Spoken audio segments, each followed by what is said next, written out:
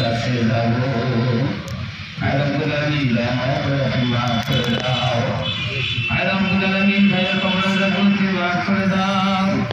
আয় রব্বুল আলামিন পরিবারের পাশে সবসময় যেন দাঁড়াতে পারি, কিছু না পারলেও অন্তত ঈদের বাসায় গিয়ে যেন একটা খোঁজ খবর যেন তার রাখতে পারি। আমি আমার ব্যক্তিগত জায়গা থেকে এই পরিবারে যতটুকু অর্থনৈতিকভাবে সহযোগিতা করা যায় আমি আজকালকের ভিতরেই দায়িত্বশীল কারোর মাধ্যমে আমি করব। আর সেই সাথে লিটু ভাই আমাকে বলেছেন যে চলতে ফিরতে আশেপাশে অনেক জায়গায় চা পান খেয়েছেন বা অনেকের সাথে লেনদেন হয়েছে, যদি কেউ কোনো টাকা পয়সা পেয়ে থাকে, যদি সুযোগ হয় আমরা মাফ করে দেব।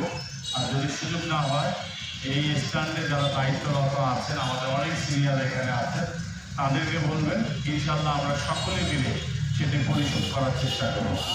আর একটি অনুরোধ করব যে শুধুমাত্র আজকের এই মিলাদ এবং দোয়া বা রোহের মাগফিরাত করে আমরা যেন শেষ না হয়ে যাই, আমরা যেন এই পরিবারের পাশে সবসময় যেন দাঁড়াতে পারি, কিছু না পারলেও অন্তত ঈদের বাসায় গিয়ে যেন একটা খোঁজ খবর যেন তার রাখতে পারি।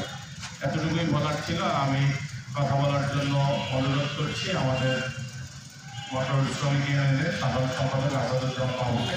মানে যে মৃত্যুগুলো ঘটে আসলে এটা দেখার মতো না, কষ্ট লাগে মৃত্যুগুলোতে। তাই আমি বলবো আমার ড্রাইভার ভাইদেরকে তারা সবসময় যেন সচেতনভাবে গাড়ি চালায়।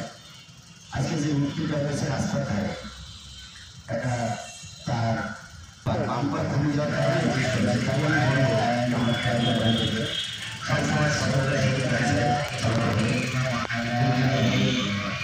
কোনো মায়ের দুঃখ না হয় এবং যেন সন্তানরা যেন বাপ মা হারা না হয়, খুব সচেতনভাবে গাড়ি চালাবে, এই বলে আমি আমার কথা